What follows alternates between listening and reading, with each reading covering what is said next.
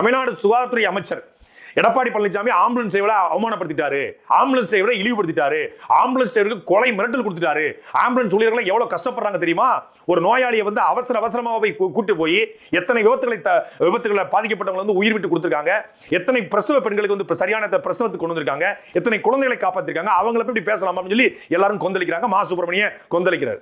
Ambulance ஓட்டுநருக்காக இவ்வளவு பணிந்து பேசுகிற மரியாதைக்குரிய சுகாதாரத்துறை அமைச்சர் மா சுப்பிரமணியன் அந்த ஆம்புலன்ஸ் டிரைவர் படக்கூடிய கஷ்டங்களை என்னைக்காவது உணர்ந்திருக்காரா? இந்த ஆம்புலன்ஸை பயன்படுத்தி நடத்தக்கூடிய ஊழலை பத்தி என்னைக்காவது தடுத்திருக்காரா? பேசுவாரா? ஊழல் அவருக்கும் பங்கு இருக்கா? தமிழ்நாடு ஆம்புலன்ஸ் யாருடைய வாகனம்? தமிழ்நாடு அரசினுடைய வாகனம். தமிழ்நாடு அரசு தமிழ்நாடு மக்களுடைய வரிப்பணத்துல ஒரு வாகனத்தை வாங்குது. வாகனத்துக்கு எரிபொருள் யார் நிரப்புறா? தமிழ்நாடு அரசு. வாகனத்தை யார் மெயின்டைன் பண்றா? தமிழ்நாடு அரசு. ஆனா அந்த வாகனம் வாங்கி கொடுக்கப்படுது. அந்த வாகனத்தை ஓட்டி அந்த வாகனத்தை ஓட்டத்தில் நிப்பாட்டி அந்த கணக்கு வழக்கெல்லாம் பார்த்து எல்லாம் பண்ணக்கூடியது தமிழ்நாடு அரசாங்கம் இல்லை. வீடு என்னோட வீடு, நான் கஷ்டப்பட்டு செங்கல் மணல் கல் எல்லாம் கட்டி வீடை கட்டிடுறேன். ஆனால் அந்த வீடை எனக்கு மெயின்டைன் பண்ணி தரதுக்கு சில நிறுவனங்கள் இருக்காங்க. இப்போ இந்த மேனேஜ்மெண்ட் டீம் அது மாதிரி தமிழ்நாடு மத்திய அரசு மாநில அரசு இணைந்து செய்யக்கூடிய இந்த 108 ஆம்புலன்ஸை யார் மெயின்டைன் பண்றான்னு பார்த்தா GVK என்கிற ஒரு நிறுவனம். மதுரை நிறுவனம், திருச்சி நிறுவனம், சென்னை நிறுவனம் தான் நீங்க நினைப்பீங்க. தமிழ்நாட்டில் ஒரு நிறுவனம் கான்ட்ராக்ட் எடுக்குன்னா அது தமிழ் நிறுவனமாக தமிழர் நிறுவனமாக இருக்க வாய்ப்பு இல்லை. ஆந்திராவை சார்ந்த ஹைதராபாத்தை சார்ந்த மிகப்பெரிய தெர்மல் பவர் பிளான்ட் நிலக்கரி சுரங்கங்கள் வைத்திருக்கக்கூடிய GVK என்கிற ஒரு மிகப்பெரிய நிறுவனம் தான் இந்த ஆம்புலன்ஸையும் கான்ட்ராக்ட் எடுத்திருக்கு. எப்படி தூய்மை பணியாளர்களை ராம்கி நிறுவனம் கான்ட்ராக்ட் எடுத்திருக்கோ, ஸ்மித்ங்கிற நிறுவனம் கான்ட்ராக்ட் எடுத்திருக்கோ, அதே போல தான் இந்த 108 ஆம்புலன்ஸையும் கான்ட்ராக்ட் எடுத்திருக்கு. இந்த 108 ஆம்புலன்ஸ் ஊழியர்கள் அரசு ஊழியர்களா தனியார் ஊழியர்களா கிடையாது. அரசு சம்பளம் கொடுக்கக்கூடிய சம்பளத்தை தனியார்ட்ட வாங்கக்கூடிய சம்பளத்தை அரசு கொடுக்குது, வாங்குறது இவங்க கிட்ட. அதான் சொல்லுவாங்கல்ல, இப்போ சாமி வர கொடுத்தாலும் பூசாரி வர கொடுக்குற மாதிரி அந்த ஊழியராகவும் இல்லாம இந்த ஊழியராக இல்லாம நடுநிலையாக பப்ளிக் பிரைவேட் ஒரு கொலாபரேஷன்ல இந்த ஆம்புலன்ஸ் ஓட்டர் இருக்காங்க. இவங்களுடைய அடிப்படை உரிமைகள் அங்கே காக்கப்படுறதுனா காக்கப்படல. முன்னாடி வரைக்கும் இந்த ப்ராவிடன்ட் ஃபண்ட் வந்து தமிழ்நாட்டில் ஆலந்தூர்ல ஒரு EPF ஆபீஸ் இருந்துச்சு. அங்க போய் தான் இவங்க வந்து ப்ராவிடன்ட் ஃபண்டை வந்து கலெக்ட் பண்றது, அதுக்கான எழுதி கொடுப்பதெல்லாம் செஞ்சுட்டு இருந்தாங்க. இப்போ இது ஆந்திராவை சார்ந்த ஹைதராபாத் நிறுவனங்களால இந்த இவங்களுடைய ப்ராவிடன்ட் ஃபண்ட் கோரிக்கையை வைக்கக்கூடிய இந்த அலுவலகத்தை அப்படியே தூக்கி ஹைதராபாத் பக்கத்தில் மாத்திருக்காங்க. இப்போ PF கிளைம் பண்ணணும், எழுதி கொடுக்கணும் அப்படின்னா இங்கிருந்து ஒரு சின்னவெளியில் ஓட்டக்கூடிய 108 ஆம்புலன்ஸ் டிரைவர் இங்கிருந்து ஆந்திராவுக்கு போகணும். ஒரு ஆந்திர நிறுவனத்துக்கு ஒட்டுமொத்தமான 108 ஆம்புலன்ஸையும் குத்தகைக்கு கொடுத்து 108 ஆம்புலன்ஸ்ல மிகப்பெரிய ஒரு ஊழலை இந்த அரசு திட்டமிட்டு பண்ணி கொண்டிருக்கு. ஏன்னா அதுல மிகப்பெரிய அளவுல கமிஷன். என்ன ஊழல் அப்படின்னா 108 ஆம்புலன்ஸ் தமிழ்நாடு முழுக்க கிட்டத்தட்ட ஒரு 1356 108 ஆம்புலன்ஸ் இருக்கு. ஒரு 6500 ஓட்டுநர் இருக்காங்க.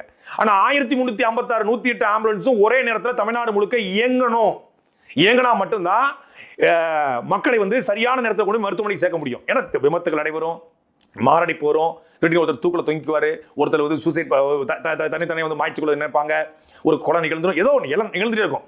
லேண்ட் ஆர்டர் இஷ்யூ இருந்து எல்லாமே நிகழும். அப்போ அந்த 1356 வாகனங்கள் தான் தமிழ்நாடு முழுக்க வந்து இந்த 108 சேவையில ஈடுபடுது. ஆனா ஒரு நாளைக்கு ஒரு பகுதியில் 10 ஆம்புலன்ஸ் இருக்கு அப்படின்னா 10 ஆம்புலன்ஸ் செயல்படுதான்னா செயல்படாது. 5 தான் செயல்படும், 5 இன்ஆக்டிவ் மோட்ல இருக்கும், செயல்படுத்த மாட்டான். ஆனா கணக்கு எப்படி எழுதுவானா 10 வண்டியும் ஓடுது. இப்ப 5 வண்டி ஓடுறது, பகல்ல இந்த 5 வண்டி ஓடுதுன்னா இரவுல அந்த 5 வண்டி ஓடும், இரவுல அந்த 5 வண்டி ஓடுதா பகல்ல இன்னொரு 5 வண்டி ஓடும். ஆனா 10 வண்டி ஆக்டிவா ஒரு இடத்துல ஓடுமானா ஓடாது.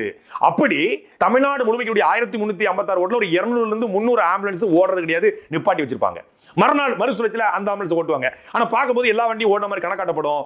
அப்போ ஒரு நேரத்துல ஒரு தமிழ்நாடு முழுக்க 200 இருந்து 300 வண்டி ஓடலன்னா கிட்டத்தட்ட 500 600 2 டிரைவர் இருப்பாங்க, அவங்களுக்கு வந்து உதவியாளர் இருப்பாங்க. இவங்க எல்லாருடைய சம்பளமும் கட் ஆகுது. அவங்க வந்து ஓட்டுன மாதிரி கணக்காட்டிக்கிறது, ஆனா சம்பளத்தை போட்டு இவங்க எடுத்துக்கிறது, எரிபொருளை போட்டு இவங்க எடுத்துக்கிறது, வண்டி மெயின்டெனன்ஸ் போட்டு இவங்க எடுத்துக்கிறது. இதுல மட்டும் தமிழ்நாடு முழுக்க குறைந்தபட்சம் 70 இருந்து 1 கோடி ரூபாய் வரைக்கும் ஊழல் நடக்கிறது ஒரு மாசத்துல. இது ஒரு மிகப்பெரிய ஸ்கேம் நடைபெறுது. அதை தாண்டி இந்த ஆம்புலன்ஸ் ஓட்டி மரணித்து போன, வண்டி ஓட்டும் போதே இறந்து போன, ஆம்புலன்ஸ் ஆக்சிடென்ட் ஆகி எத்தனையோ ஆம்புலன்ஸ் டிரைவர்கள் ஓட்டுநர்கள் இறந்து போயிருக்காங்க. அவங்களுடைய பென்ஷனை கிளைம் பண்றதுக்கு, அவங்களுடைய உரிமையை கிளைம் பண்றது கூட கிட்டத்தட்ட 1.5 வருஷம் 2 வருஷமாக பல ஆம்புலன்ஸ் ஓட்டுநர்கள் அலைஞ்சு கொண்டிருக்காங்க. எனக்கு தெரிஞ்சு திருப்பூர்ல குணசேகரன் அப்படிங்கிற ஒரு ஆம்புலன்ஸ் ஓட்டுநர் 1.5 வருஷத்துக்கு முன்னாடி, சரியா 1.5 வருஷத்துக்கு முன்னாடி அவர் ஆம்புலன்ஸ் டிரைவரா இருந்து அவர் ஒரு விபத்துல இறந்து போறாரு. விபத்துல இறந்து போன அவருக்கு பென்ஷன் பணத்தை கேட்டு அவங்க மனைவி 1.5 வருஷமா அலைஞ்சிட்டு இருக்காங்க. அதை வாங்கித்தர மா சுப்பிரமணியன் தன்னுடைய துறை தானே, உன்னுடைய துறைக்கு தானே கட்டுப்பாட்டில் வருது. தனியாருக்கு ஜீவிக்க நிறுவனத்துக்கு அது தாரை வார்க்கப்பட்டிருந்தாலும் அரசு தலையிட முடியும். ஆனா மா சுப்பிரமணியனுக்கும் இது தெரியுமா தெரியலன்னு தெரியல. 1.5 வருஷமா ஒரு கணவனை இழந்த ஒரு மனைவி 1.5 வருஷமாக தன் கணவன் கிட்டத்தட்ட 14 வருஷமா அந்த ஆம்புலன்ஸ் ஓட்டி இருக்காரு. பல உயிர்களை காப்பாற்றிய ஒரு ஆக்டிவா செயல்படக்கூடிய ஒரு ambulance driver, 108 ambulance driver Tiruppur Gunasekaran, அவர் இறந்து 1.5 வருஷம் கழிச்சு இன்னும் பென்ஷனை கிளைம் பண்ண முடியாம பிள்ளைகளை வச்சுக்கிட்டு தவிச்சுக்கிட்டு இருக்காங்க அவங்க மனைவி. அதை வாங்கி தர முடியுமா உங்களால? அதை பத்தி என்னைக்காவது பேசிருக்கீங்களா? இன்னைக்கு ஆம்புலன்ஸ் டிரைவர் வந்து எடப்பாடி பழனிசாமி வந்து நீங்க வந்து இனிமேல் இந்த மாதிரி வந்தா நீங்க வந்து அந்த வண்டியில தான் போவீங்க நோயாளியா அப்படின்னு சொன்ன உடனே உங்களுக்கு அது வலிக்குதுன்னா, அதை தாண்டி தமிழ்நாடு முழுக்க எத்தனையோ ஆம்புலன்ஸ் டிரைவர்கள் நோயாளிகளாக எத்தனையோ பேர் மரணிச்சு போயிருக்காங்களா, அவங்களுக்கு என்ன இழப்பீடு நீங்க வாங்கி கொடுத்துருக்கீங்க? இதுக்கு எடப்பாடி பழனிசாமி கேட்பறல, அதிமுக கேட்பறல, என்ன தவறு இருக்கு? ஒரு முறை 2 முறை நடக்குதுங்க, யதார்த்தம் போலாம். அவருடைய குறிஞ்சிப்பாடி கூட்டத்தில், கடலூர் கூட்டத்தில், மேட்டுப்பாளையம் கூட்டத்தில், சாத்தூர் கூட்டத்தில், திருப்பூர் கூட்டத்தில், திருப்பத்தூர் கூட்டத்தில், இப்படி பல கூட்டங்களில் தொடர்ச்சியாக இது போல வண்டி வருது. ஒவ்வொரு வண்டியும் போட்டுங்கிறார். இது அவருக்கு மட்டும் இல்ல, நாம் தமிழ் மக்களுடைய தலைவர் சீமான் அவர்கள் தொடர்ச்சியாக கூட்டம் போடும்போது நானே கண்ணு முன்னாடி பார்த்திருக்கேன். அண்ணன் சொல்லுவாங்க, அண்ணன் கிண்டல சொல்லுவாங்க, இப்போ ஆம்புலன்ஸ் வருது வழிவிடுப்பாங்க. அந்த ஆம்புலன்ஸ் போகும், ஆள் இருக்கான்னு பாரு அப்படிம்பாங்க. அதே நேரத்தில் ஆள் இருக்காது. ஆம்புலன்ஸ் டிரைவர்கள் அந்த இடத்துல ஒரு யாரையோ பிக்கப் பண்றதுக்காகவோ இல்லை யாரையோ ட்ராப் பண்றதுக்காகவோ ஒரு நோயாளியை கொண்டு போய் இன்னொரு மருத்துவமனை சேர்ப்பதற்காகவோ இல்லை ஒரு விபத்து நடந்த எடுக்கிறதுக்காக போயிட்டு இருக்காங்க. அதில் மாற்றுக்கிறது இல்லை. ஆனா அந்த வழி தான் பயன்படுத்தணுமா? இப்போ இந்த ஒரு 10,000 பேர் நிற்கிறான்.